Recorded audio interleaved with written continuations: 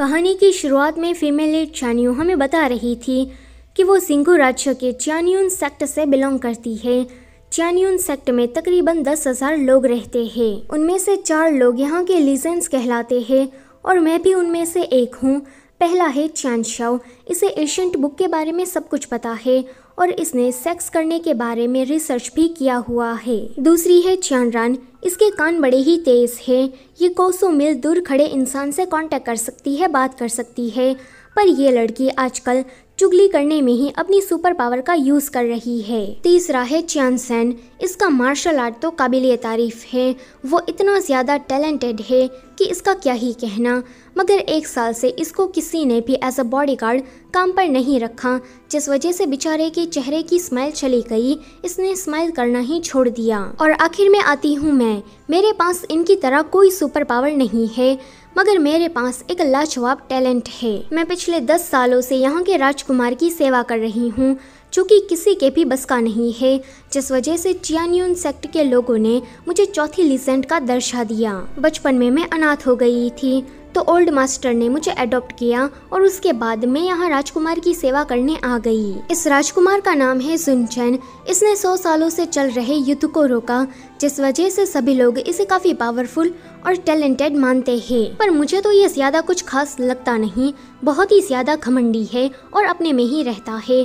शहर की सारी लड़कियां इस पर जान छिड़कती है, पर ये किसी को भी भाव नहीं देता। हमेशा ही मुझसे चिपका रहता है, जिस वजह से सभी को ये लगता है कि ये मुझे पसंद करता है और मैं इस शहर की सारी लड़कियों का टारगेट बन गई हूँ। मैं उसकी नौकरानी हूँ। इससे ज्यादा अच्छा कि मैं किसी 3 साल के छोटे बच्चे को संभालूं। इसे संभालना बिल्कुल भी आसान नहीं है। एक दिन चान्यू जब नहा रही थी कि सुनचैन अपनी पावर की मदद से उसे अपनी तरफ खींचता है। वो उड़ती हुई राजा के दरबार में पहुंच जाती है। बेचारी ने ढंग से कपड़े भी नहीं पहने थे। उसकी ऐसी हालत देखकर सभी लोग उसका काफी मजाक उड़ा रहे थे। उस दिन बेचारी ने मैक्स लेवल की एम्बैरेसमेंट को सहन करा था। अभी वो ये सारी बातें च्यान रान को बता रही थी। वो कहती है कि वो सुनचैन का बच्चा क्या मुझे अपना कोई खिलौना समझता है। मैं उसकी नौकरानी हूँ, पर वो बिल्कुल भी मेरी रिस्पेक्ट नहीं करता। फिर से वो अपनी अधूरी कहानी सुनाते हुए कहती है कि उस दिन राजा ने दरबार में बहुत सारी लड़कियों को बुलाया था स्वयंवर के लिए, मगर उसके लाडले को तो इन सभी में से कोई भी लड़की पसंद नहीं आई। राजा को ये देखकर उस पर गुस्सा आ गया कि क्या तुम बिना शादी के ही पूरी जिंदगी रहना चाहते हो। तो इस पर सुनचैन ने कहा कि मुझे च्यान्यू पसंद है। ये सुनकर तो वहाँ खड़े सभी लोग काफी शॉक्ड हो गए कि ये तो अपनी नौकरानी को पसंद करता है, पर सच तो सिर्फ मुझे ही पता है। इसने बस शादी से बचने के लिए मेरा यूज किया। उस दिन उसने मेरी बहुत ही ज्यादा बेइज्जती करवाई, इसलिए अब मुझे उसके साथ काम नहीं करना। मैं रीजन देना चाहती हूँ। वहीं खुद को महान समझने वाला ये राजकुमार सोच रहा था कि पिछले 10 सालों से च्यान्यू मेरे साथ काम कर रही है। वो पक्का मुझसे प्यार करने लगी होगी। उसे ये भी पता लग गया होगा कि हमारा कोई मेल नहीं।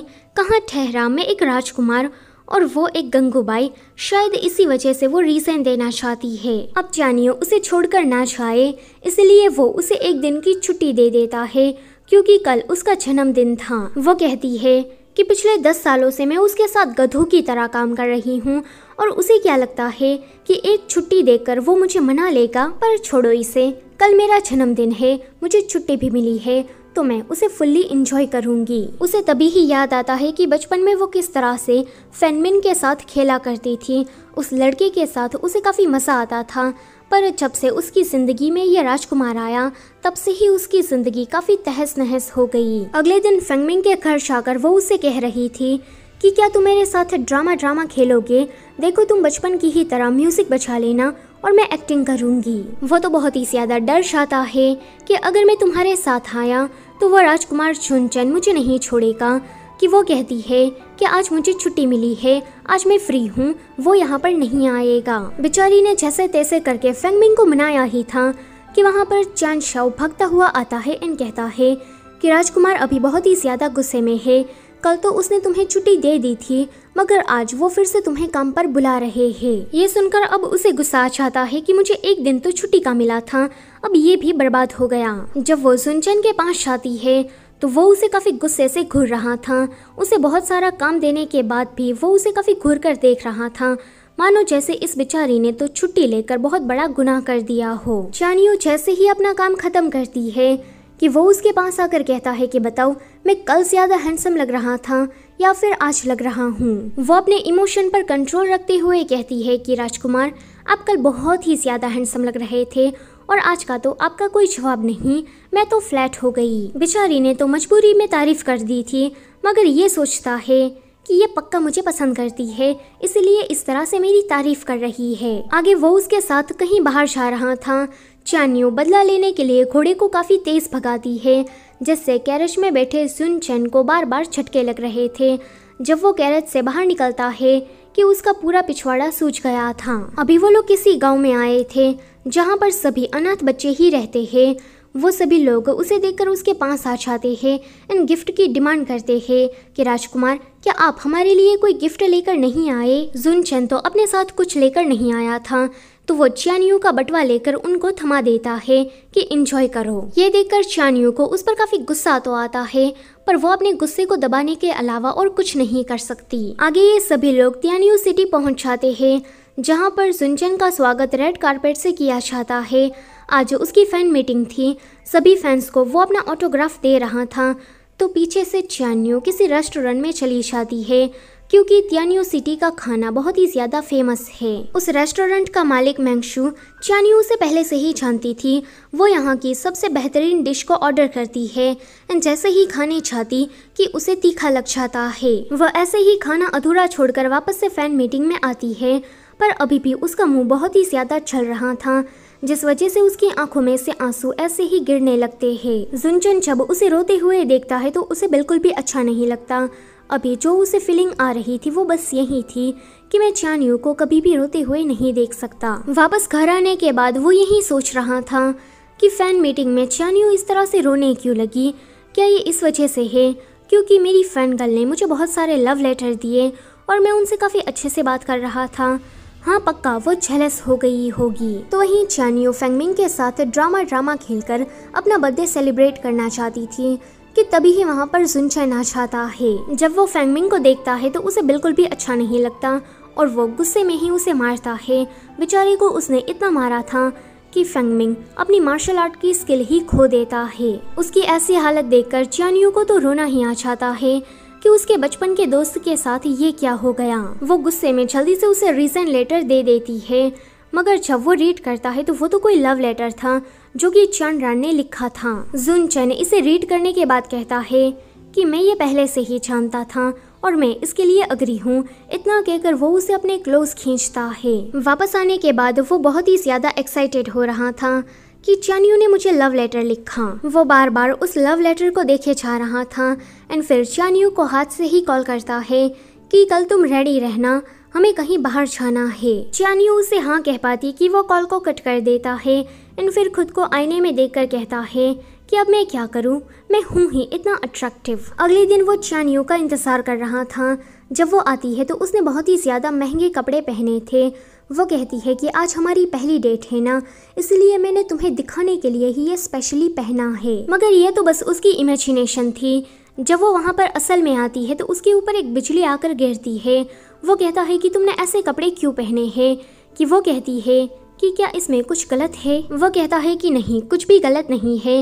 इतना कहकर वो उसे कपड़ों की दुकान पर लेकर जाता है ताकि वो उसके लिए कपड़े खरीद सके, मगर यहाँ पर तो उल्टा वो उसके लिए कपड़े खरीद रही थी। लास्ट में चश्मा लगाकर वो उसे फुली रेडी कर देती है कि वो कहता है कि मैं यहाँ पर तुम्हारे लिए कपड़े खरीदने आया था। जब वो वापस आती है तो चानरान की मदद से उसे पता चलता है कि गलती से उसने रीजन लेटर की जगह पर चानरान का लव लेटर उसे दे दिया है और वो गलत समझ रहा है कि चानियो उसे पसंद करती है। वो कहती है कि हम उसे ये बात डायरेक्ट नहीं बता सकते वरना वो पक्का हमें जेल के अंदर डाल देगा। उसे ये बात इनडायरेक्ट बतानी होगी। मैं जानती हूँ कि वो ऐसा एक्ट करेगा कि उसे ना तो लव लेटर और ना ही रीजन लेटर के बारे में कुछ भी पता नहीं है।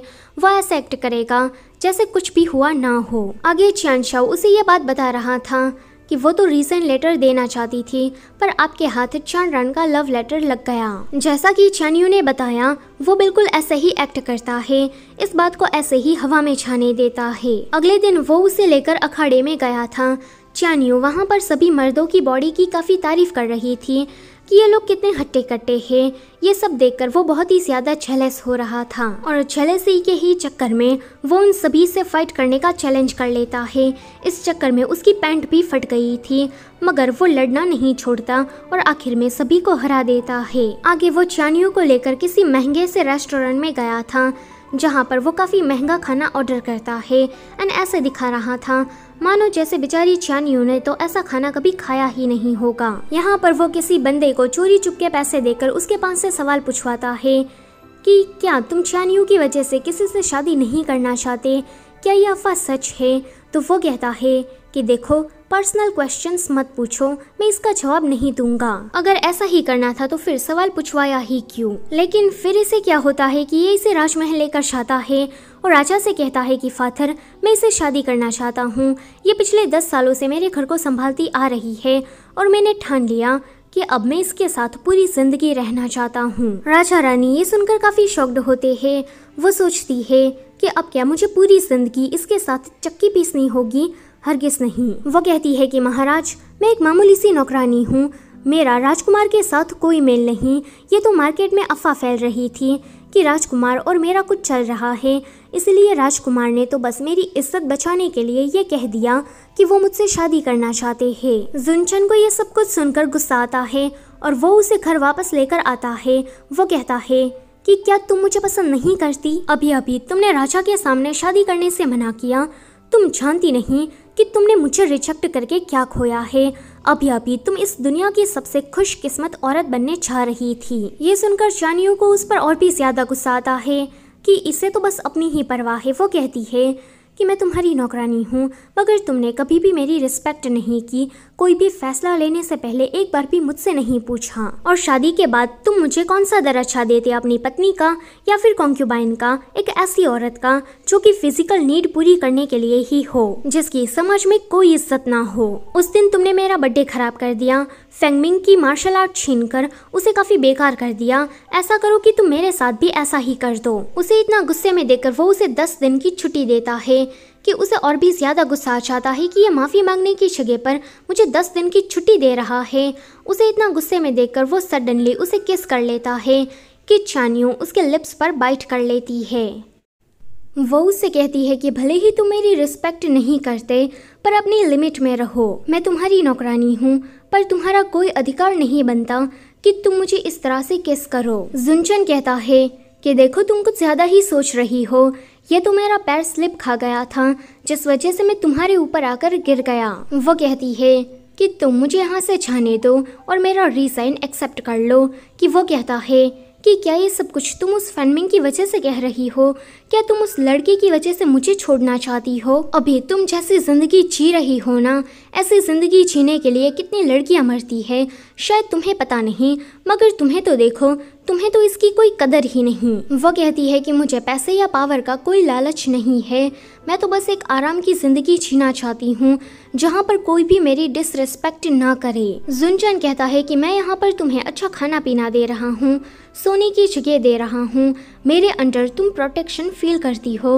अगर तुम बाहर गई ना तो तुम्हें बिल्कुल भिखारियों की तरह ट्रीट किया जाएगा और तुम सड़कों पर घूमती फिरती रहोगी। फिर वो सोचता है कि क्यों ना मैं इसे 10 दिन की छुट्टी दे दूं, देखना ये एक ही दिन में वापस आ जाएगी। मेरे बिना तो इसका गुजारा होना इम्पॉसिबल है। वो उसे ये बात करता है कि चानियों कहती है कि मुझे 10 दिन की छुट्टी चाहिए, मगर इन 10 दिनों के अंदर तुम मुझसे मिलने मत आना। ये सुनकर जुनचन कहता है कि मेरे पास बहुत सारे काम करने को है, तो मैं भला तुमसे मिलने क्यों आऊँगा? चलो एक शर्त लगाते हैं, हम दोनों में से जो भी 10 दिनों के अंदर पहले मिलने आ जाएगा वो हार जाएगा और उसे जीतने वाले की 3 विशेष को पूरा करना होगा। चानियों इसके लिए मान जाती है। वो उसे खर्च करने के लिए कुछ पैसे दे रहा था, मगर वो मना कर देती है कि मुझे तुम्हारे पास से कुछ भी नहीं चाहिए। वो कहता है कि ये लड़की तो बिना पैसों के एक दिन भी नहीं रह पाएगी, जल्दी ही मेरे पास भागती हुई आएगी। पर अगले ही दिन हम उसे बेचैन देखते हैं, क्योंकि आज चानियों जाने वाली थी और वो नहीं चाहता था कि चानियों उसे छोड़कर जाए। जब उसे रहा नहीं चाहता कि वो चानसेन से कहता है कि मुझे चानियों को देखने जाना है। जब वो उसे उसके घर लेकर जाता है कि वो कहता है कि चानसेन, तुम मुझे यहाँ पर लेकर क्यों आए हो? चानसेन कहता है कि पर आप ही ने तो ये ऑर्डर दिया था कि मैं आपको चानियो के घर लेकर आऊँ, कि वो कहता है कि ठीक है, अब तुम मुझे यहाँ पर लेकर आ ही गए हो तो चलो उसे आखिरी गुड बाय कहकर आते हैं। जब वो चानियो के रूम में जाता है तो वहाँ पर सामान गायब था। वो कहता है कि ये लड़की इतनी जल्दी चली गई। वहीं चानियो अभी बाकी नौकरों के साथ मिलकर फारवेल पार्टी कर रही थी कि वहाँ पर ये आकर उन सभी की दूर से ही बातें सुनने लगता है। सभी के सभी नौकर जुनचन की काफी बुराई कर रहे थे, उसका मजाक उड़ा रहे थे, लेकिन जुनचन का ध्यान उनकी बातों पर कम चानियो को देखने में ज्यादा था कि उससे एक गमला नीचे गिर जाता है। चानियो जब बाहर देखने आती है कि वो उसे कुछ इस तरह से छुपे हुए देख लेती है, मगर वो अभी उसे एक्सपोज नहीं करती। जब वो सभी को गुड बाय कहकर जा रही थी कि वो उसे दूर से देख रहा था, चैनशाओ कहता है कि फाइनली बेचारी उस खड़ूस और घमंडी राजकुमार के चंगुलों से आजाद हो गई। पर वो देखता है कि राजकुमार तो उसके बाजू में ही खड़ा है, उसके ऊपर एक बिजली आकर गिरती है। पर बेचारे का नसीब आज कुछ ज्यादा ही अच्छा था, क्योंकि जुनचन बस चानियो के ही बारे में सोच रहा था, जिस वजह से उसने चैनशाओ की बातें सुनी ही नहीं। वहीं चानियो एक ट्रिक की मदद से मिंगशू के रेस्टोरेंट में रहने के लिए चली जाती है, वो भी मुफ्त में। मिंगशू उसे रहने की जगह भी दे देता है। यहाँ पर मिंगशू को देखकर लग रहा था कि वो बचपन से ही चानियो को जानता है, पर चानियो का मेमोरी लॉस्ट होने की वजह से वो उसे भूल गई है। जुनचन कहता है कि पक्का वो मेरे बिना सफ़र कर रही होगी, जाकर उसे कहना कि वो वापस आ सकती है, मैंने उसे माफ़ कर दिया है, मैं उसे कोई सज़ा भी नहीं दूंगा। चैनशाओ कहता है कि पर महाराज, अभी तो आधा दिन भी नहीं हुआ और आप अभी से ही चिंता करने लगे। जब वो उसे देखने जाता है कि चानियो तो यहाँ रेस्टोरेंट में काफ़ी मज़े कर रही थी, कि वो कहता है कि लगता है कि राजकुमार अकेले ही सफ़र कर रहे हैं। चैनशाओ वापस आने के बाद जो सच था वो बता देता है कि आपने जैसा सोचा था वैसा तो कुछ भी नहीं है। चानियो वहाँ रेस्टोरेंट में काफ़ी मज़े से जी रही है। ये सुनकर जुनचन को गुस्सा आ जाता है कि वो मेरे बिना इतनी ज़्यादा खुश क्यों है, मगर बाद में वो बहुत ही ज़्यादा दुखी हो जाता है कि वो मेरे बिना इतनी ज़्यादा खुश कैसे रह सकती है, क्या मैं उसकी ज़िंदगी में कोई मायने नहीं रखता। दूसरी तरफ मिंगशू चानियो को बचपन से ही जानता था, जिस वजह से उसे चानियो की पसंद नापसंद के बारे में सब कुछ पता था। ऊपर से वो तो चानियो को पसंद भी करता था, जिस वजह से वो उसकी खातिरदारी करने में कोई भी कसर नहीं छोड़ रहा था। चानियो सोचती है कि इसको मेरे बारे में इतना सब कैसे पता है। रात में मिंगशू देखता है कि चानियो तो नहाने चली गई है और जुनचन का उसे कॉल आ रहा है।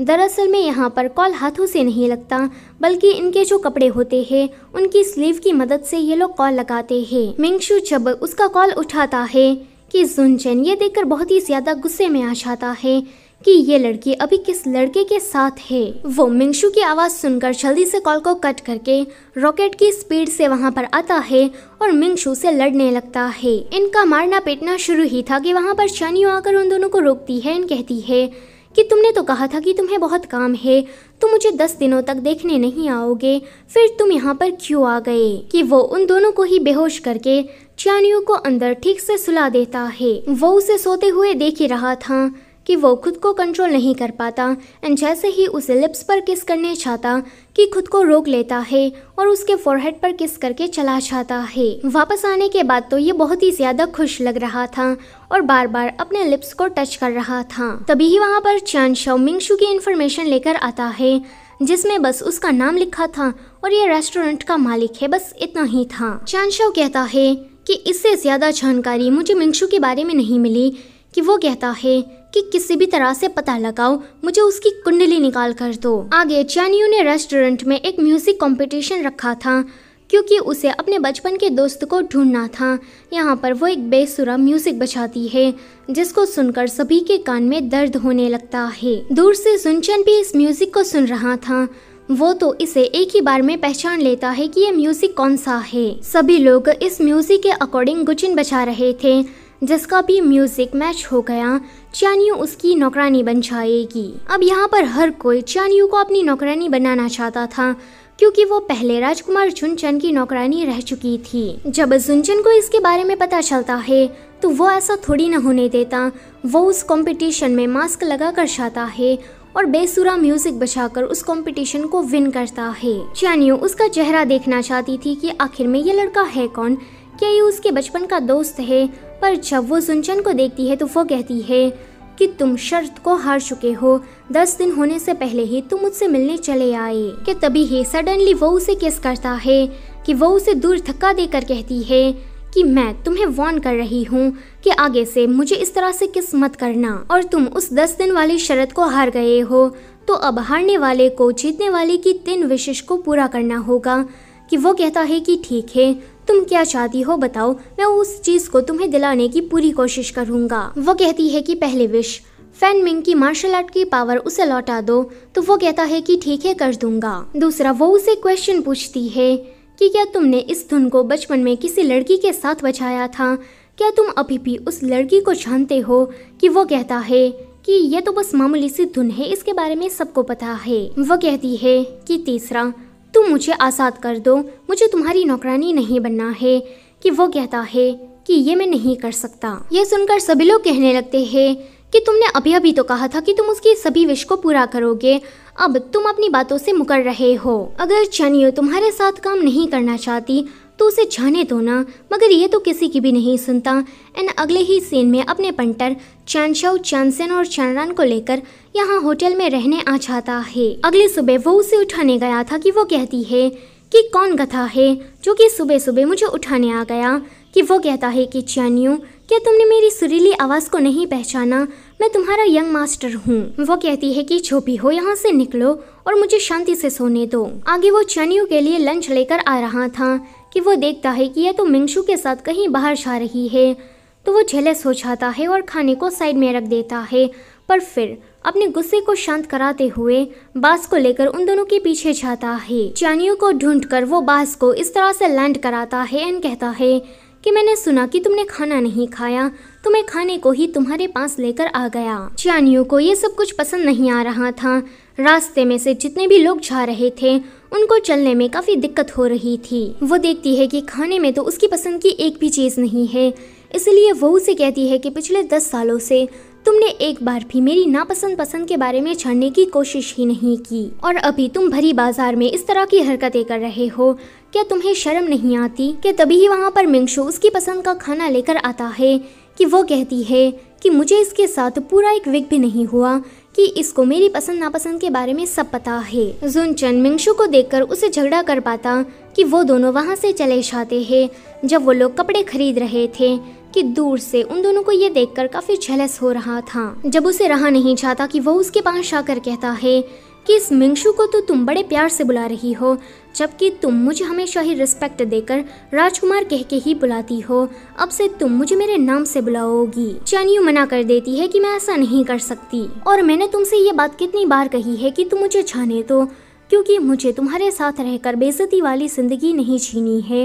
मैं तो बस आज़ाद होकर सेल्फ रिस्पेक्ट के साथ जीना चाहती हूँ। ये सुनकर सुनचन आगे कुछ भी नहीं बोल पाता और उसे आज़ाद कर देता है। अगले दिन जब वो जा रही थी कि जुनचन उसके पीछे पीछे आ रहा था, दूर से ही उसे प्रोटेक्ट करने के लिए। जब वो आधे जंगल में था कि तभी ही उस पर हमला हो जाता है। ये सीन यहीं पर ही कट होता है। आगे चैनियो को पता चलता है कि जुनचन उसके पीछे आ रहा था और उसी टाइम पर उस पर हमला हो गया कि वो उसकी फिक्र में उसे ढूंढने जंगल में चली जाती है। थोड़ी देर उसे जुनचन की तलवार कुछ इस हालत में मिलती है कि उसे लगता है कि जुनचन मर चुका है। वो जोर जोर से रोने लगती है कि तुम इस तरह से मर नहीं सकते। कि तभी ही उसके पीछे से जुनचन आता है जो कि सही सलामत था और उसने सभी हमलावरों को हरा दिया था। उसे देखकर वो जल्दी से उसे गले लगा लेती है कि जुनचन मैजिक की मदद से स्नोफॉल करता है, क्योंकि चैनियो को स्नोफॉल देखना काफी पसंद था। स्नो को देखकर वो बहुत ही ज्यादा खुश हो गई थी। वो जुनचन के साथ बर्फ से खेल रही थी कि वो जोर से उसे मार देता है, जिस वजह से वो बेहोश हो जाती है। फिर हमें पता चलता है कि जुनचन पर जो हमला हुआ था वो उसके बड़े भाई जूसे ने करवाया था। वो चैनियो को लेकर वापस होटल आ गया था। वो अभी चैनशाओ से कह रहा था कि ये उठने के बाद पक्का मुझे छोड़कर जाने की बात करेगी। तुम्हें हिप्नोसिस की पावर आती है ना, तो इसकी मेमोरी एडिट कर दो। चैनशाओ कहता है कि ये तो मैं कर दूंगा, मगर ये आपसे नफरत करती है, वो भी पिछले 10 सालों से। इसको तो मैं मिटा नहीं सकता। तो वो कहता है कि ठीक है, चलेगा। जुनचन जब उसकी मेमोरी में जाता है तो सब कुछ ठीक करने की जगह पर वो यहाँ पर फिर से अपनी तारीफ करके ही आ जाता है। एंड ऐसा वो 3-4 बार करता है। उसका ये मेमोरी एडिट करने वाला प्लान तो फ्लॉप हो जाता है, जिस वजह से वो काफ़ी सैड था। अगले दिन चानियो जब उठती है तो पूरे कमरे में सॉरी के लेटर लिखे हुए थे। उसने अपनी हर गलती के लिए माफ़ी मांगी थी। इस चीज़ से चानियो बहुत ही ज़्यादा खुश हो जाती है और उसे माफ़ कर देती है। इतना ही नहीं, अब तो वो उसके साथ रुकने को भी तैयार थी। रात में जुनचन ने उसके लिए एक डेट प्रिपेयर की थी, जहाँ पर वो इतने सारे लालटेन्स को देखकर काफ़ी खुश हो जाती है। वो जब उसे कन्फेस करने चाह ही रहा था कि मैं तुम्हें पसंद करता हूँ कि तभी ही वहाँ पर मिंगशु खाना लेकर आ जाता है। जुनचन को उसे देखकर काफ़ी गुस्सा आ रहा था, जिस वजह से वो उसके साथ ड्रिंक करने का कंपटीशन करता है, जिसमें वो बार बार हारे जा रहा था। जब वो बेहोश हो जाता है कि मिंगशु कहता है कि मैं तुम्हारा फियांसे हूँ, तुम्हारा मेमोरी लॉस्ट होने की वजह से शायद तुम मुझे भूल गई हो, कि अचानक से ही जुनचन खड़ा होकर कहता है कि तुम सिर्फ और सिर्फ मेरी हो और मैं तुम्हें किसी भी दूसरे आदमी के साथ नहीं देख सकता। जुनचन के इस तरह से मारने पर लकड़ी का घर धीरे धीरे करके टूट रहा था। वो तो ऐसा करके बेहोश हो गया था। एक बड़ा सा लकड़ी का टुकड़ा उसके ऊपर आकर गिरने ही वाला था कि चानियो उसे बचाने आगे आ जाती है। लास्ट में मिंगशु को ही उन दोनों को बचाकर बाहर लेकर आना पड़ता है।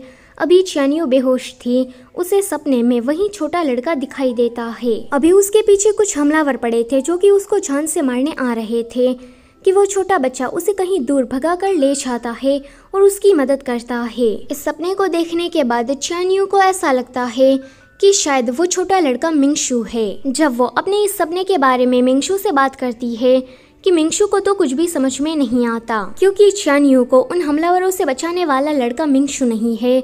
वैसे चानियो के बहुत सारे बचपन के दोस्त हैं, मगर वो जिसे ढूंढ रही है वो ना तो फेंगमिंग है और ना ही मिंगशु है। दूसरी तरफ जुनचन की जब आंखें खुलती है कि वो जेल के अंदर था, ये देखकर वो जोर जोर से चिल्लाता है कि किसकी इतनी हिम्मत हुई जिसने मुझे जेल में डाल दिया। उस बंदे को मेरे सामने लाओ, मैं उसके टुकड़े करके उसे फ्राइंग पैन में डाल दूंगा। तभी ही वहाँ पर राजा आकर कहते हैं कि मैंने तुझे जेल में डालने का ऑर्डर दिया है, तो क्या तू मेरे अपने बाप के टुकड़े करके फ्राइंग पैन में डालेगा?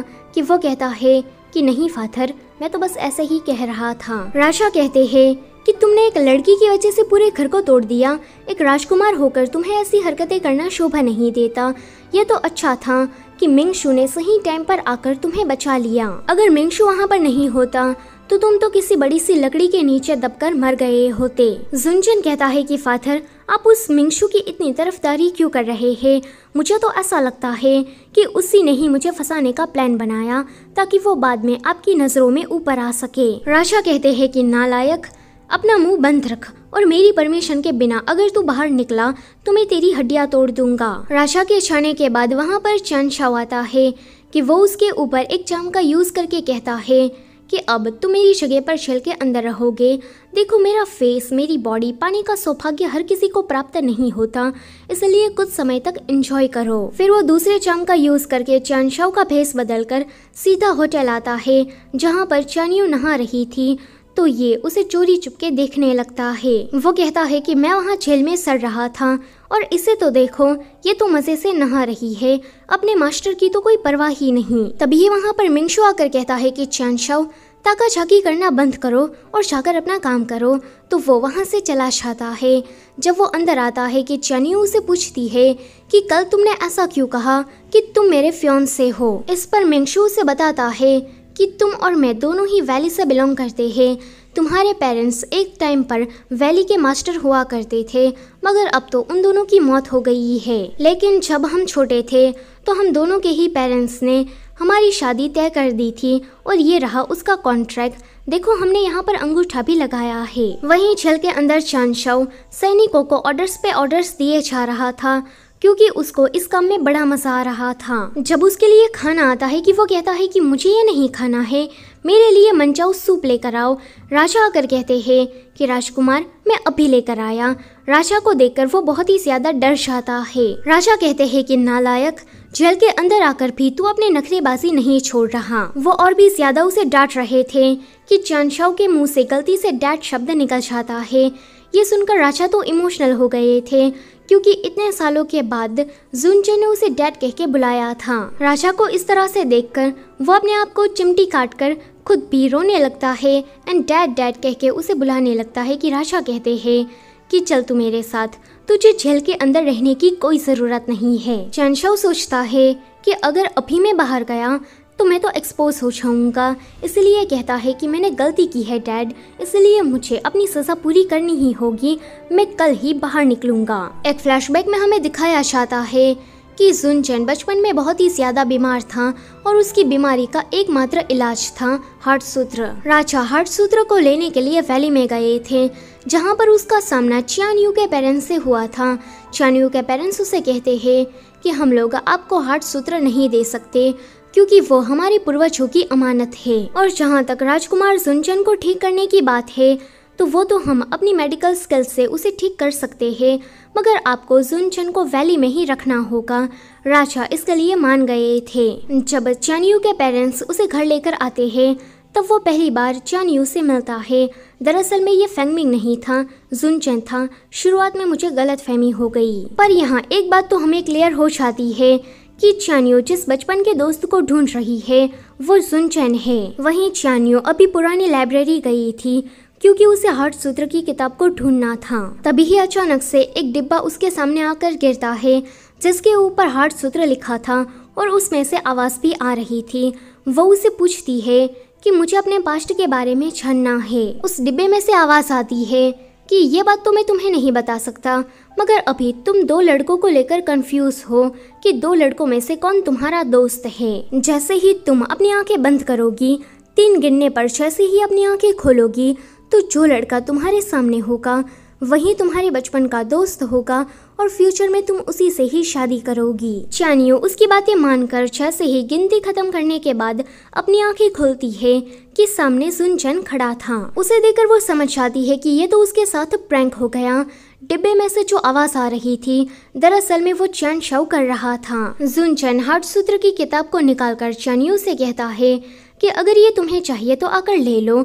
अभी वो उसकी छोटी हाइट का काफी मजाक उड़ा रहा था और इसी छीना झपटी में वो दोनों ही एक साथ में बेड पर आकर गिरते हैं। चियान यू तो यहाँ पर मौके का फायदा उठाकर उसे सेड्यूस करके बुक छीन लेती है।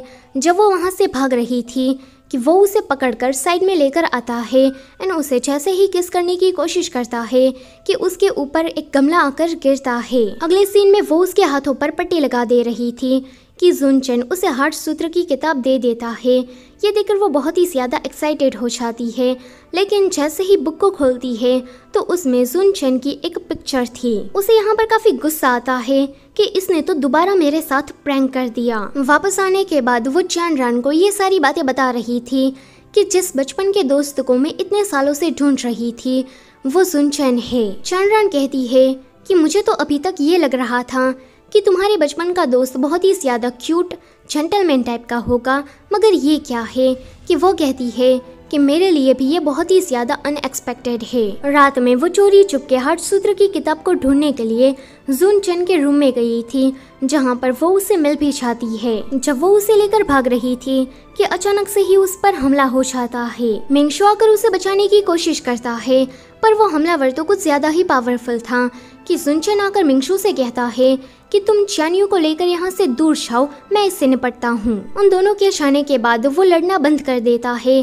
क्योंकि वो जानता था कि ये हमलावर और कोई नहीं बल्कि उसके फादर है, यानी कि राजा है। राजा ने चियान यू पर हमला इसीलिए किया था क्योंकि वो हार्ट सूत्र की किताब का राज किसी के भी सामने नहीं खोलना चाहते। अगले दिन मिंगशू वैली के कुछ बड़े बड़े लोगों को बुलाकर डिक्लेयर करता है कि चियान यू उनके पुराने मास्टर की बेटी है और वारिस होने के नाते वो वैली मास्टर की पोजीशन को उसे देता है। ये सुनकर कुछ लोग खुश होते हैं तो उनमें से कुछ खुश नहीं थे। आगे चियान यू को वैली मास्टर के मेंशन लेकर आया जाता है जो कि जंगल के बीचों बीच है। उसे जब पता चलता है कि वो इतनी ज्यादा अमीर है कि वो तो बहुत ही ज्यादा खुश हो जाती है। पहले वो नौकरानी का काम करती थी, मगर अब बहुत सारे नौकर उसके अंडर काम करेंगे।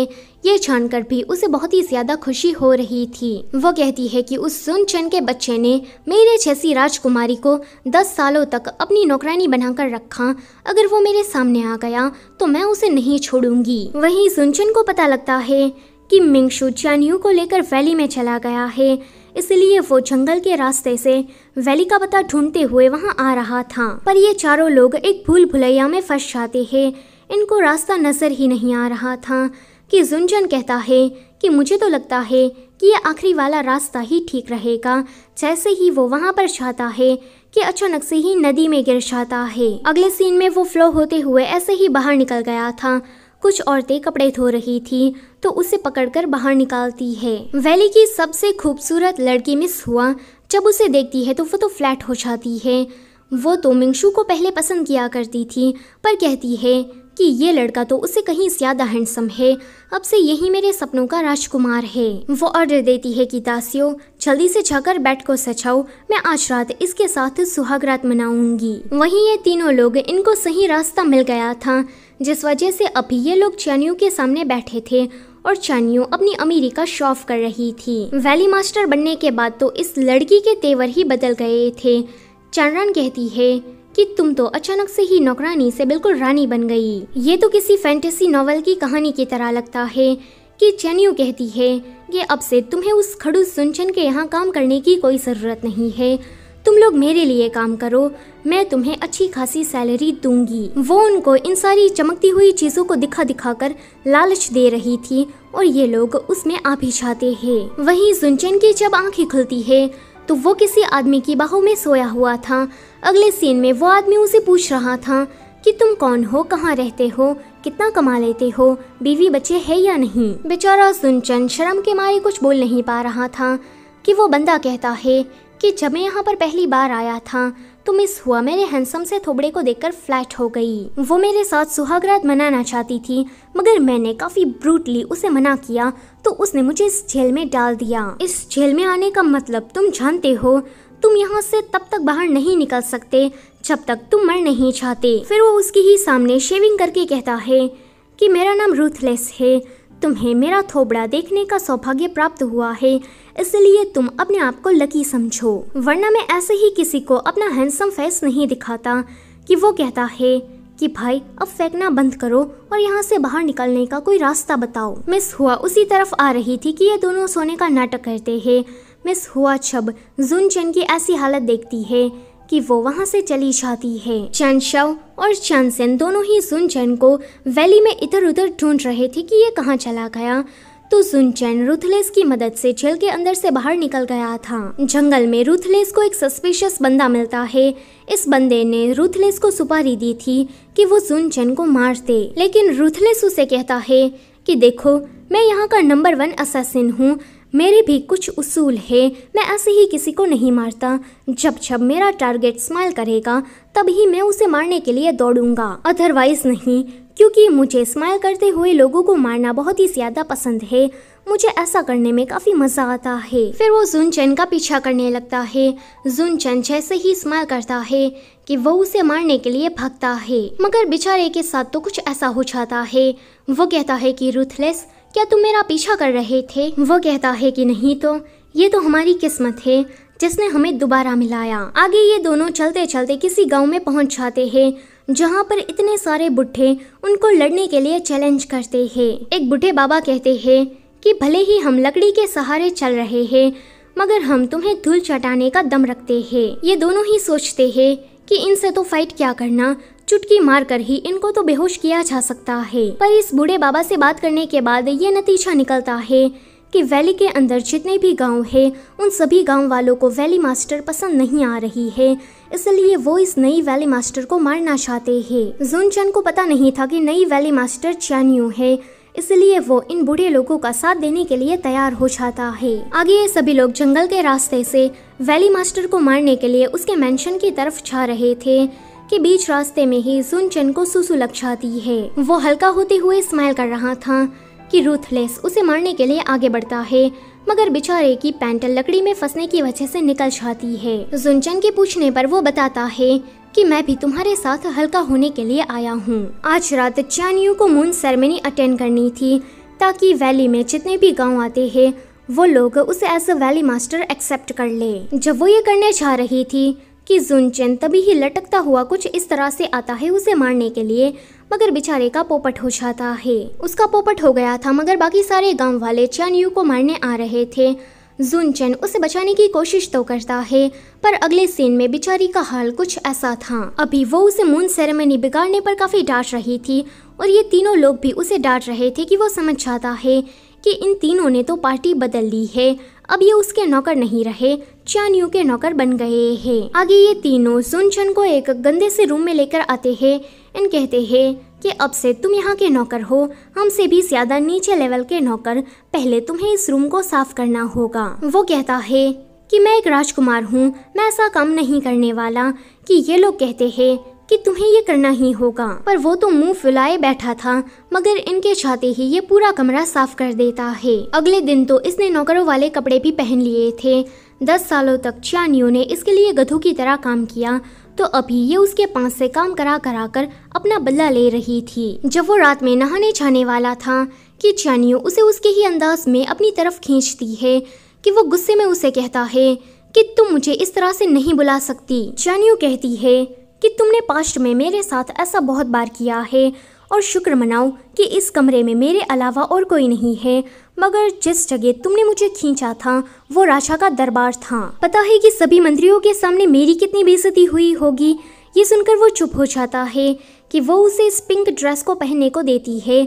वो मना करता है कि मुझे पिंक कलर पसंद नहीं, तो मैं तो ये हरगिज नहीं पहनूंगा। चान यू कहती है कि पर मुझे तो पिंक कलर पसंद है ना, तो तुम्हें ये पहनना होगा। आगे वो उसकी पीठ पर बैठकर शॉपिंग कर रही थी और सभी लोग उसे इस तरह से देख रहे थे और उसका काफी मजाक उड़ा रहे थे। वैसे वैली तो जंगल के अंदर ही है, मगर इस जंगल में भी छोटे छोटे बहुत सारे गांव आए हैं। राजा को जब इन सारी चीजों के बारे में पता चलता है कि वो कहते हैं कि ये कैसा राजकुमार है, एक मामूली सी लड़की के लिए जंगल में रहने चला गया और उसको अपनी पीठ पर बिठाकर पूरा शहर घुमा रहा है। जू से तुम अपने छोटे भाई को यहाँ वापस लेकर आओ, वो यहाँ का राजकुमार है, वो जंगलों में रहने के लिए नहीं बना है। वैसे ये जो बड़ा भाई है वो हमेशा ही जुन चेन से चलता रहता है और शायद इसी ने ही रूथलेस को भेजा है। दूसरी तरफ जुन चेन चान यू से माफी मांगने आया था।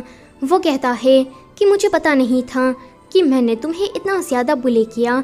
जब ये सब कुछ मेरे ऊपर गुजर रही है तब जाके मुझे ये एहसास हो रहा है। वो दोबारा उसे माफी मांगते हुए कहता है कि मैं चाहता हूँ कि तुम मेरे साथ रहो और तुम जिंदगी भर के लिए मुझे बुली करो। इतना कहकर वो उसे किस करने चाह ही रहा था कि वो अपनी आंखें बंद कर लेती है, पर ये तो उसे चिपका देता है, मतलब कि फ्रीज कर देता है और उसके बाद उसे उठाकर वैली से दूर लेकर जा रहा था। थोड़ी दूर जंगल में आने के बाद ये थक गया था, जिस वजह से वो चान यू को नीचे उतार देता है। अभी वो उसकी आंखों में देख रहा था कि वो डर जाती है कि ये जंगल में लाकर मेरे साथ ऐसा वैसा कुछ करना दे, पर ये कहता है कि मेरे हैंडसम से थोबड़े पर ये पिंपल कहाँ से आ गया। दूर से रूथलेस उन दोनों को देख रहा था। जैसे ही वो स्मेल करता है कि वो उसे मारने के लिए आगे बढ़ता है कि तभी ही वहाँ पर मिंगशू अपनी आर्मी को लेकर चान यू को ढूंढने आ जाता है। अगले सीन में ये बंधा हुआ था और सभी लोग उसे बहुत ही ज्यादा डांट रहे थे। जुन चेन को तो लग रहा था कि अब तो ये पक्का मुझे खानदानी नौकर बनाकर ही छोड़ेगी, पर वो कहती है कि तुम मेरे रूम में आओ, मुझे तुमसे कुछ बात करनी है। वो तो बड़ा ही खुश हो जाता है कि ये तो मुझे अपने रूम में बुला रही है, अब तो मेरे मजे ही मजे। मगर चान यू ने उसे कोई मजे करने के लिए नहीं बुलाया था।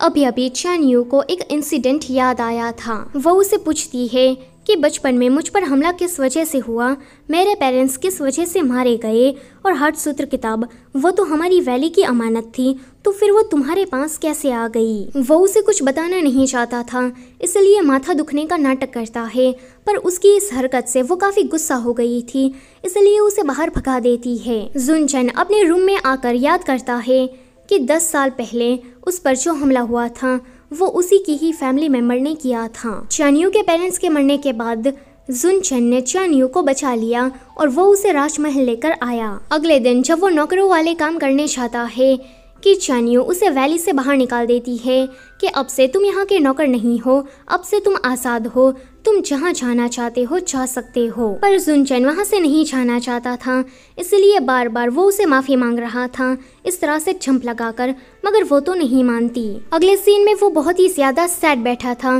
कि मिस हुआ की नजर उस पर पड़ती है और वो उसे पटाने पहुँच जाती है कि ये कहता है कि तुम मुझसे दूर रहो वरना मैं तुम्हें मार दूंगा। आगे वो चानियो के पास जाकर उसे माफी मांगते हुए कहता है कि मैं हमेशा ही तुम्हें अपने पास रखना चाहता था, इसलिए तुम्हें वैली से लेकर दूर गया, मगर मुझे अपनी गलती का एहसास है। क्या तुम मुझे 10 दिनों का टाइम दोगी ताकि मैं तुम्हें खुद को साबित कर सकूं कि वो 10 दिनों का टाइम देने के लिए मान जाती है। अगले दिन उसे टॉयलेट साफ करने का काम मिला था, मगर ये काम ना करते हुए मिंगशू को जेलस फील करवाने चला जाता है, मगर बेचारा खुद जेलस होकर वापस आता है। अभी वो काफी गुस्से में मार्शल आर्ट की प्रैक्टिस कर रहा था कि एक बूढ़े बाबा दूर से ही उसे देखकर उसके पास आते हैं और कहते हैं कि तुम्हारा मार्शल आर्ट तो काफी अच्छा है, तुम मुझे अपना शिष्य बना लो। वो कहता है कि आप लुढ़कती उम्र में कहाँ मार्शल आर्ट सीखेंगे, मगर ये बूढ़े बाबा तो उसके पीछे ही पड़ गए थे, तो वो उसे कुछ टेक्निक सिखा ही देता है।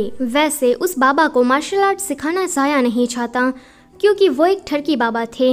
लड़की पटाने में तो उसने पीएचडी करके रखी थी, तो वो जुनचन को भी थोड़ा बहुत ज्ञान दे देते हैं। वहीं मिंगशू चानियो को जबरदस्ती मार्शल आर्ट की प्रैक्टिस करवा रहा था, ताकि आगे चलकर अगर उस पर हमला हो तो वो खुद को प्रोटेक्ट कर सके। आज काफी तेज बारिश हो रही थी। जुनचन को चानियो ने पहले ही 10 दिनों के लिए बाहर रहने के लिए निकाल दिया था। चानियो को जुनचन की फिक्र होती है।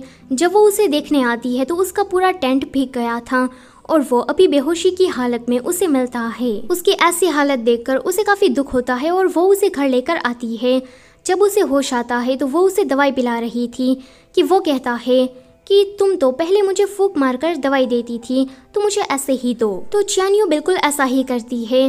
वो उसे अपने क्लोज खींचकर कहता है कि अगर तुम मेरे पास इसी तरह से रही तो मेरा फीवर जल्दी ही चला जाएगा। चानरन कमरे के बाहर खड़ी रहकर इन दोनों की बातें सुन रही थी। फिर वो पूरे वैली में ढिंढोरा पीट देती है कि जुनचन और चानियो एक दूसरे को पसंद करते हैं। घूमते घूमते जब ये न्यूज़ जुनचन के पास आती है कि वो तो बड़ा ही खुश हो जाता है। वो कहता है कि अब सबको पता चल गया है कि चानियो सिर्फ मेरी है, तो मुझे अब उस मिंगशू को छलाने की कोई ज़रूरत नहीं है। अब वो मिंगशू मेरे रोमांस के रास्ते के बीच का पत्थर नहीं बनेगा। वहीं मिंगशू इस न्यूज़ को सुनने के बाद देवदास बन गया था कि वहाँ पर मिस हुआ उसे कंफर्ट दिलाने आती है। वैसे मिस हुआ बचपन से ही मिंगशू को ही पसंद करती है। जुनचन की वजह से थोड़े दिनों के लिए उसका ध्यान भटक गया था, मगर बाद में वो वापस से अपने ट्रैक में आ जाती है। आगे मिंगशू जुनचन के पास जाकर उसे कहता है कि तुम चानियो को पसंद करते हो। क्या तुम भूल गए हो कि तुम्हारी फैमिली ने चानियो के पेरेंट्स को किस तरह से मारा था? कि वो कहता है कि देखो मैं तुम्हें बता दूं कि मेरे किसी भी फैमिली मेंबर ने किसी की भी हत्या नहीं की है। मिंगशू कहता है कि इस बात का पता तो मैं इन्वेस्टिगेशन करके लगा ही लूँगा। जुनचन कहता है कि फिर तुम्हारा टाइम वेस्ट होगा, क्योंकि लास्ट में तुम्हें मेरे खिलाफ या मेरी फैमिली के खिलाफ कोई भी सबूत नहीं मिलेगा, क्योंकि हमने ऐसा कुछ किया ही नहीं। आगे जुनचन रात में चानियो को अपनी जगह पर बुलाता है, जहाँ पर उसने इस पेड़ को काफी अच्छे से डेकोरेट किया था और उसे ये आइडिया उसी ठरकी बाबा ने दिया था। चानियो को ये सब कुछ देखकर बहुत ही ज्यादा अच्छा लगता है। वो उससे कहती है कि मैंने फैसला किया है कि अब से मैं हमेशा ही तुम्हारे साथ रहूंगी। ये एक तरीके का इनडायरेक्ट कन्फेशन था। जुनचन कहता है कि मैं भी तुमसे वादा करता हूँ कि मैं तुमसे कभी भी दूर नहीं जाऊंगा। वो उसे गिफ्ट में एक डॉल देती है जिसको उसने बचपन से ही संभाल कर रखा था और वो दिखने में बिल्कुल जुनचन जैसा था। जुनचन उसे जैसे ही किस करने चाहता कि वहाँ पर ये सभी लोग कॉन्ग्रेचुलेशन कहते हुए आ जाते हैं। उसके बाद ये सभी लोग सेलिब्रेशन कर रहे थे। दूर से जुनचन को रूथलेस देखकर कहता है कि जैसे ही ये बंदा स्माइल करेगा कि मैं इसे टपका दूंगा। वो उसे मारने आ ही रहा था कि जुनचन कहता है कि रूथलेस ब्रदर, क्या आप भी यहाँ पर आए हैं और क्या इस चीज़ को आप मुझे गिफ्ट में देना चाहते हैं? इतना कहकर वो रूथलेस के इस हथियार को छीन लेता है। बेचारा रूथलेस, उसने इस हथियार को काफी महंगे दामों में खरीदा था। इस सेलिब्रेशन में वो ठरकी बाबा भी आए थे। जब वो जुनचन की बॉडी पर पंजे का निशान देखते हैं तो वो पागलों जैसा बिहेव करते हुए उसे मारने आते हैं कि रूथलेस बीच में आ जाता है। वो कहता है कि मैंने इसको मारने की सुपारी ली है, तो मेरे अलावा इसे और कोई टच नहीं कर सकता। फिर हमें पता चलता है कि ये ठरकी बाबा तो मिंगशू के फादर हैं। वो मिंगशू से कह रहे थे कि जल्दी से यहाँ से भागो, ये लड़का हमें मार देगा। ऐसा कहते हुए वो मिंगशू का हाथ पकड़कर उसे वहाँ से दूर लेकर चले जाते हैं। रूथलेस काफी जख्मी हो गया था। तो जुनचन अभी उसे हील कर रहा था। रूथलेस देखता है कि इसको मेरी कितनी ज़्यादा फिक्र है, इसलिए वो उसे सारा सच बता देता है। वो कहता है कि मैं यहाँ का जाना माना गोल्डन किलर हूँ और तुम्हारे बड़े भाई जूसे ने मुझे तुम्हें मारने के लिए यहाँ पर भेजा है, लेकिन मैं तभी ही अपने टारगेट पर वार करता हूँ जब वो स्माइल करता है। मैंने तुम्हें काफ़ी बार मारने की कोशिश की, मगर तुम स्माइल करते ही अपना मुंह सीधा लटका देते थे, जिस वजह से मैं तुम्हें मार नहीं पाया। पर ये तो अच्छा ही हुआ, अभी अभी तुमने मेरी जान बचाई। रूथलेस ने जुनचन को जो सच था वो बता दिया था, जिस वजह से जुनचन उसे ज्यादा कुछ कहता नहीं। वहीं मिंगशू के फादर उसे जंगल में लेकर आते हैं। उसके पीछे पीछे मिस हुआ भी आ गई थी। यहाँ पर मिंगशू को पता चलता है कि उसके फादर बचपन में ही घर से भाग गए थे और वापस इसी वजह से नहीं आए क्योंकि उसकी दिमागी हालत ठीक नहीं थी। वो मिस हुआ को देखकर मिंगशू को डांटते हुए कहते हैं कि इतनी खूबसूरत और क्यूट लड़की सामने से तुम्हें अप्रोच कर रही है और तुम होके रिजेक्ट कर रहे हो, तुम्हारी आंखें वगैरह तो ठीक है ना। वो तो यहाँ जंगल में ही इन दोनों के फेरे कराकर शादी करवा देते हैं। बेचारा मिंगशू तो यहाँ फंस गया था, पर मिस हुआ मिंगशू से शादी करके काफी ज्यादा खुश थी। इनकी शादी को कंप्लीट हुए पूरा 1 घंटा भी नहीं बीता था कि जू से आकर मिस हुआ को जहर दे देता है और ये सीन यहीं पर ही कट होता है। अगले सीन में च्यान्यू और जुनचन दोनों ही राजा रानी से अपनी शादी की बात करने गए थे। राजा रानी को इससे कोई आपत्ति नहीं थी क्योंकि च्यान्यू तो जुनचन की बचपन की दोस्त है। फिर जुनचन उसे पूछता है कि आपके पास वो हट सूत्र की किताब कैसे आई, क्या आपने उसे चुराया? कि वो कहते हैं कि ऐसा नहीं था। 10 साल पहले जब मैं तुमसे मिलने वैली में आ रहा था कि मैंने देखा कि यहाँ पर तो हमला हुआ है और सभी लोगों की लाशें बिखरी पड़ी है। उस टाइम पर मैं तुम्हें ढूंढ रहा था, मगर आधे महीने बाद तुम च्यान्यू को लेकर राजमहल आ गए। च्यान्यू की हालत तब बहुत ही ज्यादा खराब थी। उस टाइम पर उसके पेरेंट्स की उसकी प्रशा की मौत के बारे में हम बात नहीं करना चाहते थे क्योंकि उसकी उम्र ही क्या थी कि वो इन सारी चीज़ों को लेकर चिंता करे, इसलिए हमने उसकी मेमोरी को मिटा दिया। और हट सूत्र की किताब को तुम दोनों अपने साथ लेकर आए थे, मैंने उसे चुराया नहीं है। फिर ये दोनों अपनी शादी की तैयारियां करने लगते हैं कि इनको पता लगता है कि मिस हुआ की मौत हो गई है। जब राजा को इसके बारे में पता चलता है कि उसके बेटे ने कौन कौन से कारनामे किए हैं, कि वो च्यान्यू से कहते हैं कि मेरे बेटे ने गलती की है तो तुम जो चाहे उसे सजा दे सकती हो। ये सुनकर जूसे तो बिल्कुल पागलों जैसा बिहेव करने लगता है, मानो जैसे वो कोई साइको किलर हो। उसकी ऐसी हरकतें देखकर तो जुनचन भी च्यान्यू को परमिशन दे देता है कि तुम इसे मार ही डालो। जब वो उसे मारने चाहती कि वो बीच में से हट जाता है और वो सीधा वार राजा को लग जाता है। इसी मौके का फायदा उठाकर जूसे राजा को मारने वाला था, मगर राजा तभी ही उसे दूर धक्का दे देते हैं, जिस वजह से वो बड़े से चाकू के ऊपर आकर गिरता है और उसकी वहीं पर ही मौत हो जाती है। आगे एक तरफ जूसे का फ्यूनरल चल रहा था तो दूसरी तरफ मिंगशू मिस हुआ की कब्र के पास बैठा था। वहीं राजा अपने आप को हील कर रहे थे। किसी स्पिरिचुअल गुफा में बैठकर उसका घाव गहरा था, मगर ऐसा नहीं था कि वो खुद को हील नहीं कर सकते। वो यहाँ पर बच जाते कि तभी ही वहाँ पर कोई आता है और ये वाला सीन यहीं पर ही कट होता है। अगले सीन में रानी काफी गुस्से से च्यान्यू के पास आकर कहती है कि पहले तूने मेरे बड़े बेटे जूसे को मार डाला और फिर पति को, और अब तू मेरे छोटे बेटे से शादी करके उसे भी मारना चाहती है। जुनचन ये सुनकर काफी शॉक्ड होता है कि राजा की मौत हो गई है। फिर भी जुनचन अपनी माँ को समझाने की कोशिश करता है कि च्यान्यू को तो इतना ज्यादा अच्छा मार्शल आर्ट भी नहीं आता, उसने फादर पर बस हल्का फुल्का वार किया था। हमारे पूरे सेक्ट में सबसे पावरफुल फादर ही थे, हम सभी को पता है कि वो कितने ज्यादा मार्शल आर्ट में अच्छे थे, तो फिर च्यान्यू के छोटे मोटे वार से उसे थोड़ी ना कोई फर्क पड़ता। पर रानी अभी बहुत ही ज्यादा भड़की हुई थी। वो कहती है कि मेरे जीते जी मैं इस लड़की की शादी तुमसे नहीं होने दूंगी। तभी ही वहाँ पर मिंगशू के फादर वहीं ठरकी बाबा आते हैं। पहले तो ये दिमाग से पैदल थे, पर अचानक से ही क्या हुआ कि ये बिल्कुल ठीक हो गए। वो कहते हैं कि हमारी वैली मास्टर जुनचन से शादी कर भी नहीं सकती क्योंकि जुनचन के फादर ही वो इंसान थे जिसने च्यान्यू के पेरेंट्स को मारा। ये सुनकर सभी लोग बहुत ही ज्यादा शॉक्ड होते हैं। च्यान्यू जुनचन को छोड़कर वहाँ से चली जाती है। ये टाइम जुनचन के लिए बहुत ही ज्यादा बुरा था क्योंकि च्यान्यू ने उसे छोड़ दिया और उसके फादर की भी मौत हो गई। वहीं मिंगशू के फादर च्यान्यू को भड़का रहे थे कि ये जुनचन भी बिल्कुल अपनी फादर की ही तरह है। उसके फादर ने 10 साल पहले हमारी वैली पर हमला किया, हमारी अमानत हार्ट सूत्र को चुरा लिया और तुम्हें वो लोग अपने यहाँ ले गए और तुम्हें बिल्कुल नौकरानी की तरह ट्रीट किया। ये सब कुछ सुनने के बाद चियान यू का गुस्सा और भी ज्यादा बढ़ जाता है। जब वो जुनचन से मिलने जाती है कि जुनचन देखता है कि इसको तो मेरी बातों पर भरोसा हो ही नहीं रहा, इसलिए वो उसके हाथ में चाकू पकड़ाकर खुद को मारकर कहता है कि मैं तुमसे प्यार करता हूँ और हमेशा ही तुम्हारी ही साथ रहना चाहता था, पर अभी हमारी सिचुएशन ऐसी है कि ये चीज़ इम्पॉसिबल हो गई है। अब जबकि हम दोनों का साथ रहना नामुमकिन सा हो गया है तो मेरा मर जाना ही बेहतर रहेगा।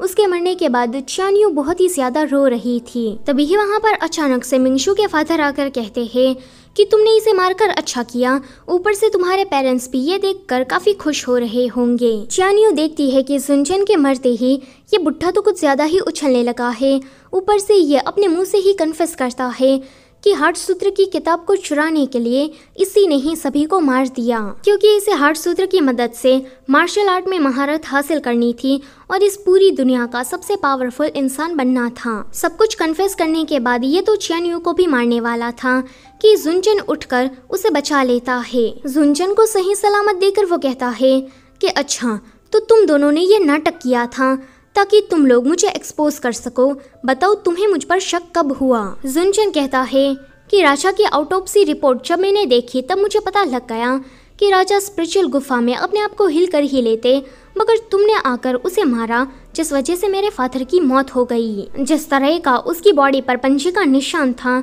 तो मैं तुरंत ही समझ गया कि ये काम तुम्हारे अलावा और किसी का नहीं हो सकता। फिर हमें जुनचन और इस बूढ़े बाबा के बीच में एक फाइट दिखाई जाती है। इनका मार्शल आर्ट तो बहुत ही ज्यादा अच्छा था, जिस वजह से जुनचन उसके सामने टिक नहीं पाता। जब वो जुनचन को जान से मारने वाले थे कि चियान यू हार्ट सूत्र की किताब को खाई की तरफ फेंकती है तो ये बूढ़े बाबा उसे लेने के लिए खाई में कूद जाते हैं, पर साथ ही साथ में वो चियान यू को भी अपने साथ खींच लेते हैं। जुनचन जो कि चियान यू को बचा नहीं पाता, अभी वो बहुत ही ज्यादा जख्मी था जिस वजह से बेहोश हो जाता है। फिर कहानी हमें सीधा 100 दिनों के बाद की दिखाई जाती है, जहाँ पर जुनचन एक नंबर का प्ले बॉय बन गया था। उसके हरम में अब बहुत सारी लड़कियां आ गई थी। अब वो पहले से बहुत ही ज्यादा बदतमीज और बिगड़ैल राजकुमार की तरह एक्ट कर रहा था। पूरे राज्य में जुनचन के ही चर्चे हो रहे थे। चियान यू जैसी दिखने वाली एक लड़की जुनचन के बारे में ये सभी रूमर अभी सुन रही थी। वहीं रानी अभी बहुत ही ज्यादा परेशान थी कि बिना राजा के मैं अकेली ज्यादा देर तक राजगद्दी को नहीं संभाल सकती। ये जुनचन एक नंबर का निठल्ला है। अगर पड़ोसी देश को पता चल गया कि हमारी हालत इतनी ज्यादा कमजोर है तो वो तो हम पर हमला कर देंगे, फिर हमारा राजपाट सारा ऐसे ही चला जाएगा और हम सड़कों पर आ जाएंगे। वहीं मिंगशू अब वो पूरा देवदास बन गया था। उसकी मेड उसे काफी समझा रही थी कि आप इस तरह से पीना छोड़ दीजिए वरना आप एक दिन मर जाएंगे, मगर वो उसकी एक नहीं सुनता। मिंगशू को लग रहा था कि चियान यू अभी भी जिंदा है, इसलिए उसने चियान यू को ढूंढने के लिए अपने सभी बंदों को लगा दिया था। तभी ही उसे पता चलता है कि जुनचन जल्दी ही शादी करने वाला है, तो ये सुनकर उसे गुस्सा आता है कि चियान यू को मरे हुए 100 दिन भी नहीं हुए और ये लड़का किसी और लड़की से शादी करना चाहता है। वहीं जुनचन को देखने के लिए बहुत सारी लड़कियां आ रही थी, जो कि एक से बढ़कर एक थी, मगर इस महाराज को तो कोई भी पसंद नहीं आती। आगे जुनचन ने अपनी वाइफ सिलेक्ट करने के लिए मार्शल आर्ट का एक कंपटीशन रखा था, जिसमें भाग लेने के लिए बहुत सारे अलग अलग देशों से काफी सारी लड़कियां आई थी। लास्ट में इस कंपटीशन में सभी कैंडिडेट को हराने के बाद एक मोटी लड़की जीत जाती है। जुनचन तो उसे देखकर काफी डर रहा था कि वहाँ पर मिंगशू लड़की का फेस बदल कर आता है, लेकिन सबको पता लग गया था कि ये एक लड़का है, इसलिए उसे कंपटीशन से बाहर कर दिया जाता है। वो मोटी लड़की कहती है कि जुनचन अब तुम्हें मुझसे शादी करनी ही होगी, कि तभी ही वहाँ पर चियान यू आती है। वो उस मोटी लड़की को एक ही वार में मैदान के बाहर कर देती है। ये देखकर सभी लोग बहुत ही ज्यादा शॉक्ड हो जाते हैं कि कहानी की शुरुआत में जिस लड़की को मार्शल आर्ट का एम तक नहीं आता था, अभी उसके पास इतनी सारी पावर है। वो जुनचन से कहती है कि लास्ट में मैं इस कंपटीशन को जीती हूँ तो अब तुम्हें मुझसे शादी करनी होगी। पर सभी लोग ये बातें कर रहे थे कि पक्का इसने जादू टोना करके ही ये सारी पावर हासिल की होगी, ये एक चुड़ैल है।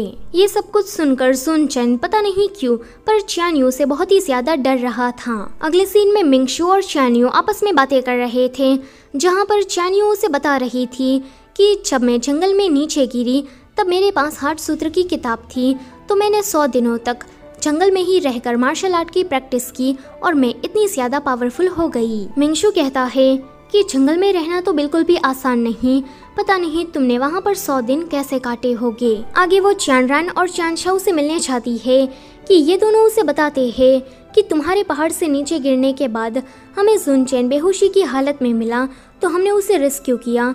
जब उसे होश आया तो हमने देखा कि वो तुमसे जुड़ी हुई सारी यादों को भूल गया है। चान्यू कहती है कि मुझे तो ऐसा लगता है कि वो बस मुझे भूलने का नाटक कर रहा है क्योंकि वो मेरा सामना नहीं करना चाहता। पिछली बार मिंगशू के फादर से फाइट करने के दौरान उसकी पावर चली गई और अभी मैं बहुत ही ज्यादा पावरफुल हूँ, तो शायद उसे ये चीज पसंद नहीं आ रही होगी। वो इस बात को कंफर्म करने के लिए जब चानशाओ की मदद से जुनचेन की यादों में जाती है कि वो देखती है कि जुनचेन तो सच में उसे भूल गया है। ये जानकर उसे बहुत ही ज्यादा दुख होता है, मगर बाद में वो पूरी कोशिश करती है कि वो जुनचेन को खुद को याद दिला सके।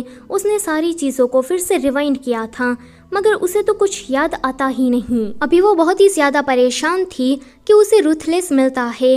वो उसे कहता है कि मैंने अपनी पुरानी जॉब किलर की छोड़ दी है और अब से मैं एक डेडली डॉक्टर हूँ। जुनचेन की हालत के बारे में जब उसे पता लगता है कि वो चान्यू से कहता है कि शायद मैं उसे ठीक कर सकता हूँ। जुनचेन जो कि दूर से ही उन दोनों की बातें सुन रहा था, वो कहता है कि क्या ये डेडली डॉक्टर को बुलाकर मुझे जहरीला जहर देकर मारना चाहती है? इस चुड़ैल से तो मुझे बचना होगा। अगले दिन वो आर्मर पहनकर इन दोनों का पीछा कर रहा था, मगर बेचारा एक्सपोज हो जाता है। जुनचेन तो रूथलेस को भी भूल गया था।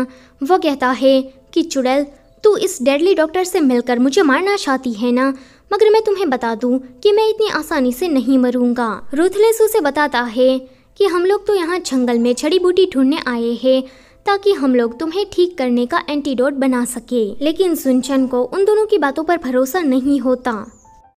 अगले सीन में मिंगशू ने जुनचेन को जहर दे दिया था क्योंकि वो तो उसे पहले से ही पसंद नहीं करता था और वो उसे मारना चाहता था। जब रानी को इसके बारे में पता चलता है तो उसे तो यही लगता है कि चान्यू ने ही उसके बेटे को जहर दिया। वो तो आते ही चान्यू पर भड़कने लगती है। चान्यू उसे काफी समझाने की कोशिश करती है कि ये काम उसने नहीं किया है, कि रानी कहती है कि अगर तुमने ये नहीं किया है तो मेरे बेटे को जल्दी से ठीक कर दो, अगर तुम ये नहीं कर पाई तो मैं खुद तुम्हें जेल में डाल दूंगी। रानी के वहाँ से जाते ही वो सीधा मिंगशू के पास जाकर उसे पूछती है कि क्या जुनचेन को जहर तुमने दिया है, क्योंकि ये काम तुम्हारे अलावा और कोई नहीं कर सकता।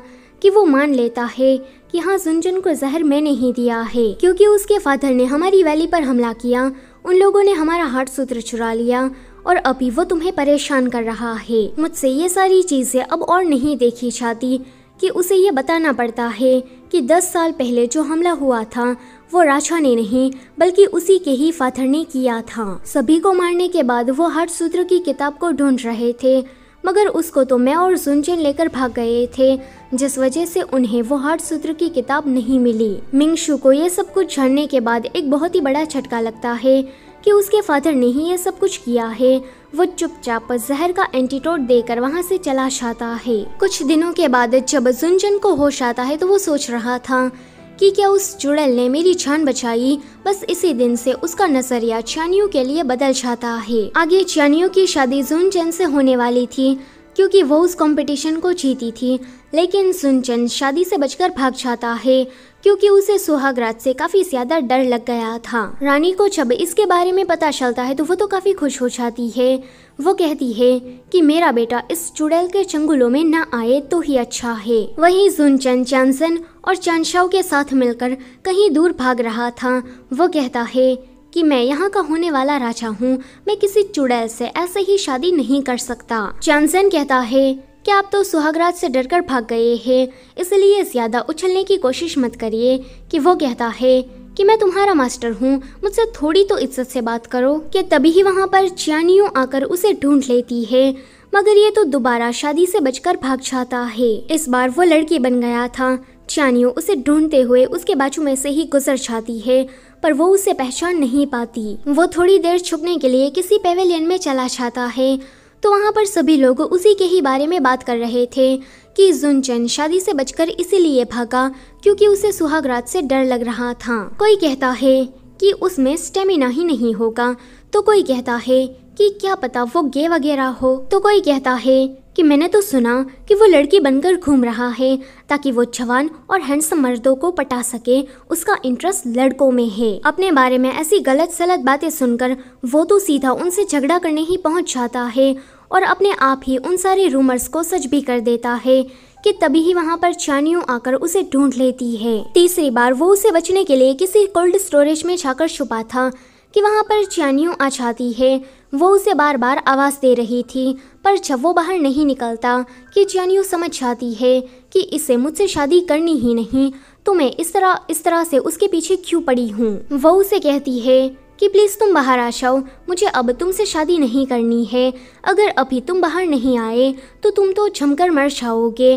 तो ये सुनकर वो बाहर आता है, लेकिन बाहर आने के बाद जुनचन सोच रहा था कि च्यानियो अब मुझसे शादी नहीं करना चाहती है, तो मुझे तो खुश होना चाहिए, फिर मैं इतना ज़्यादा अपसेट क्यों हूँ। आगे जब वो सो रहा था तो उसे च्यानियो से जुड़ी हुई अपनी बहुत सारी यादें वापस आती है, मगर वो सारी यादें काफ़ी ज़्यादा ब्लरी थी और वो पहचान नहीं पाता कि उसके सपने में जो लड़की बार बार आती है वही लड़की च्यानियो है। आगे जब वो च्यानशाओ से च्यानियो के बारे में पूछता है कि आज वो कहीं नजर क्यों नहीं आ रही, कि वो बताता है कि आपने उससे शादी नहीं की, इसलिए उसने कहा कि मेरा यहाँ रहने का क्या फ़ायदा, वो इस जगह को छोड़कर चली गई है। ये सुनकर उसे थोड़ा अच्छा नहीं लगता। अब तो उसे च्यानियो की और भी ज़्यादा याद आने लगती है। अगले दिन च्यानशाओ आकर उसे बताता है कि च्यानियो रुथलेस के साथ मिलकर उस एरिया में गई है जहाँ पर मलेरिया की महामारी फैली है। जुनचन कहता है कि मुझसे बिछड़ते ही इस चुड़ैल ने तो अपना असली रंग दिखा दिया, मैं उसे नहीं मिला, तो क्या ये लोगों के बीच में मलेरिया फैलाकर उन्हें मारना चाहती है। पर रुको, तुमने क्या कहा, वो किसके साथ गई है। च्यानशाओ कहता है कि रुथलेस के साथ। ये सुनकर वो बहुत ही ज्यादा जेलस हो जाता है एंड फटाक से उस गांव में पहुंच जाता है। यहाँ का नज़ारा देखकर वो कहता है कि मुझे जल्दी से उस चुड़ैल को लोगों को मारने से रोकना होगा। वो च्यानियो के पास जाकर उसे कहता है कि ओए चुड़ैल, अब क्या तुम गोल्डन किलर के साथ मिलकर यहाँ प्रजा में दहशत फैलाना चाहती हो। मेरे साथ वापस चलो, मैं तुम्हारे सारे बुरे इरादों को प्योरीफाई कर दूंगा। ये सुनकर च्यानियो उसे काफी गुस्से से देखती है कि वो डर के मारे कहता है कि देखो, अगर तुम मेरे साथ वापस आई तो मैं तुमसे शादी कर लूँगा, पर प्लीज़ भगवान के वास्ते इन मासूम प्रजा को मारना बंद करो और इन्हें जाने दो। कि तभी ही अचानक से ये सभी लोग उठ जाते हैं क्योंकि च्यानियो और रुथलेस दोनों ने ही इन गांव वालों को दवाई दी थी और अभी ये सभी लोग सूरज की रोशनी लेने के लिए बाहर ऐसे ही पड़े थे ताकि दवाई का असर जल्दी हो जाए। जुनचन को लगता है कि मैं तो फंस गया, पर च्यानियो शादी करने से मना कर देती है कि अब मुझे तुमसे शादी नहीं करनी है, क्योंकि मैं उस बात को कभी नहीं भूल सकती कि तुम मुझसे शादी नहीं करने के लिए 3 बार भाग गए थे। वो कहता है कि ये बात मैंने सबके सामने बोली है कि मैं तुमसे शादी करूँगा, तो मैं अपने वचन पर टिका रहूँगा, मैं तुमसे शादी करके ही रहूँगा। पर वो मना करती है कि नहीं नहीं, अब रहने भी दो। कि वो कहता है कि प्लीज़ मुझसे शादी कर लो। वो कहती है कि अब तुम इतना रिक्वेस्ट कर ही रहे हो तो मैं तुमसे शादी कर ही लेती हूँ। वापस आने के बाद रुथलेस च्यानियो को सिखा रहा था कि उसे शादी के दौरान क्या क्या करना है और किस तरह के एक्सप्रेशन देने हैं। वहीं मिंगशू के फादर वापस लौट आते हैं और मिंगशू को देखकर लग रहा था कि उसके फादर ने उसका पूरा माइंड डाइवर्ट करके रख दिया है। आगे इन दोनों की शादी होने जा रही थी। जुनचन की माँ यानी कि रानी को अभी भी ये सब कुछ पसंद नहीं आ रहा था। उसे तो अभी भी यही लग रहा था कि पक्का इस चुड़ैल ने ही मेरे बेटे को फंसाया होगा, वरना मेरा बेटा इससे भला शादी क्यों करता। उनकी शादी होने जा ही रही थी कि वहाँ पर दूसरे देश की ये मोटी लड़की आकर कहती है कि च्यानियो ने मेरी माँ को मार दिया है, उसकी बॉडी पर पंजे का निशान है और पंजे के निशान वाला कुंफू यानी कि मार्शल आर्ट तो सिर्फ और सिर्फ च्यानियो को ही आता है। सभी लोग ये सुनकर शॉक्ड हो ही रहे थे कि ये राजकुमारी चानयू को मारने आती है, पर चानसेन तभी ही उसे मारकर बेहोश कर देता है। फिर इनकी शादी कंप्लीट हो जाती है। आज इनकी पहली रात थी और ये तीनों ही लोग कमरे के बाहर से कान लगाकर आवाज सुन रहे थे, मगर इनको सन्नाटे के अलावा और कुछ सुनाई नहीं देता। अगले दिन राजकुमारी के पास जुनचन जाकर उसे कहता है कि मैं तुम्हारी माँ की मौत के बारे में इन्वेस्टिगेशन करूंगा और सच्चाई का पता लगाऊंगा। कि वो उसे पूछती है कि अगर किलर तुम्हारी वाइफ चानयू हुई तब तुम क्या करोगे। जुनचन को पता था कि चानयू ने ये नहीं किया है, इसलिए वो कहता है कि मैं कोई पार्शलिटी नहीं करूंगा। जिसने भी ये गुनाह किया है मैं उसे सजा दूंगा। राजकुमारी की माँ को जिस तरह से मारा था, तो हमें यहाँ पर एक बात तो पता लग जाती है कि ये काम मिंगशू के फादर का है। राजकुमारी साथ ही साथ में ये भी बताती है कि माँ के मरने के बाद मुझे हमारे देश की सूत्र किताब भी नहीं मिल रही, वो भी काफी दिनों से गायब है। वहीं हम मिंगशू के फादर को देखते हैं जो कि इसी सूत्र किताब की मदद से मार्शल आर्ट की प्रैक्टिस कर रहे थे। उसने मार्शल आर्ट की स्किल में पूरे के पूरे 8 लेवल कंप्लीट कर लिए थे, बस एक आखिरी लेवल ही बचा था। 3 दिनों के बाद जुनचन अपने इन्वेस्टिगेशन को सभी के सामने लाता है कि मिंगशू के फादर ने ही इस मोटी राजकुमारी की माँ को मारा है और उसकी सूत्र किताब भी चुरा ली। वैली का एक बंदा आकर ये बात कन्फेस करता है कि आजकल वो लोग किसी सूत्र किताब की मदद से मार्शल आर्ट सीख रहे हैं, जो कि बहुत ही ज्यादा यूनिक है। राजकुमारी सारा सच जानने के बाद अपने देश वापस लौट जाती है। आगे जुनचन सभी लोगों के सामने अनाउंस करता है कि वो मिंगशू के फादर के साथ फाइट करके उसे हराना चाहता है। प्रजा में ये बात बहुत ही ज्यादा जोरों शोरों से फैल रही थी कि जुनचन और मिंगशू के फादर के बीच में फाइट होने जा रही है। चानयू को जुनचन की काफी फिक्र हो रही थी कि इसके पास तो मार्शल आर्ट की स्किल ही नहीं है, ये अपने मार्शल आर्ट की स्किल को भूल गया है, तो ऐसे में अगर वो उसे लड़ने जाएगा तो पक्का मारा जाएगा। इसलिए वो यहाँ से वैली जाकर मिंगशू के फादर को अकेले ही हराना चाहती थी। जब यह बात जुनचन को इनडायरेक्टली पता चलती है तो वो उसे चिपका ही रहता है। वो उसे बहुत ही ज्यादा लवी डवी हो गया था कि चानयू समझ जाती है कि इसे पता चल गया है कि मैं मिंगशू के फादर से लड़ने जाने वाली हूँ। वो उसे कहती है कि प्लीज तुम मुझे जाने दो, कि वो गुस्सा हो जाता है और कहता है कि तुम नहीं जा सकती, मैंने ये चैलेंज किया है तो मैं ही इसे पूरा करूँगा। वैसे जुनचन की तो मेमोरी लॉस्ट हो गई थी, मगर उसे तो दोबारा चानयू से प्यार हो गया और वो नहीं चाहता था कि चानयू किसी भी वजह से हर्ट हो जाए। जुनचन को इतना ज्यादा पैशनेट देखकर वो भी उसे नहीं रोकती। आगे जुनचन अपनी मार्शल आर्ट की प्रैक्टिस करने लगता है। वैसे वो पहले से ही बहुत ही ज्यादा पावरफुल था, उसे तो बस अपनी शक्तियों को वापस से याद करना था। वहीं मिंगशू अपने फादर की असलियत जानने के बाद बहुत ही ज्यादा पछता रहा था। फिलहाल वो शौक मनाने के अलावा और कुछ नहीं कर सकता कि तभी ही उसे पता लगता है कि उसके फादर ने चानयू को किडनैप कर लिया है, क्योंकि मार्शल आर्ट के आखिरी लेवल तक पहुंचने के लिए उसको चानयू की मदद चाहिए होगी। मिंगशू ये जानने के बाद जल्दी से चानयू को उसे छुड़ाकर कहता है कि तुम जल्दी से यहाँ से भाग जाओ। मिंगशू ने चानयू को यहाँ से जाने दिया था, जिस वजह से ये बुढ़ा तो पूरा पागल हो जाता है और अपने ही बेटे को पंजा मारकर मार डालता है। अगले दिन इन दोनों के बीच में फाइट हो रही थी। आज भी जुनचन इसके सामने कमजोर पड़ रहा था। वो अपना पंजा मारकर जुनचन को मारने ही वाला था कि तभी ही वहाँ पर चानयू जुनचन के बास पर बैठकर सुयू म्यूजिक बजाती हुई आती है। ये वही बेसुरा म्यूजिक है जो कि बचपन में इन दोनों ने साथ में बजाया था।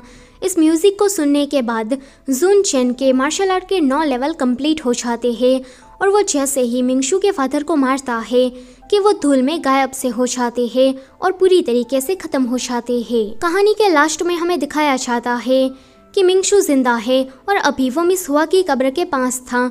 उसने दूसरी शादी नहीं की सिर्फ और सिर्फ मिस हुआ की वजह से। चानयू अभी प्रेग्नेंट थी। वो कहती है कि मेरा बच्चा अभी पेट में है और ये मुझे इतनी सारी बुक्स पढ़ने को कह रहा है, पता नहीं उसके पैदा होने के बाद ये उसके साथ क्या करेगा। मुझे इसे अभी के अभी डिवोर्स देकर यहाँ से भाग जाना है। जब वो यहाँ से भाग रही थी कि डिलीवरी का टाइम हो जाता है। अगले सीन में उसने एक बेटे को जन्म दिया था। बच्चे को देखने के बाद उसका सारा गुस्सा शांत हो जाता है और इसी हैप्पी एंडिंग के साथ ये सीरीज यहीं पर ही खत्म होती है। वीडियो से जाने से पहले लाइक शेयर सब्सक्राइब करते जाना। Thank you for watching.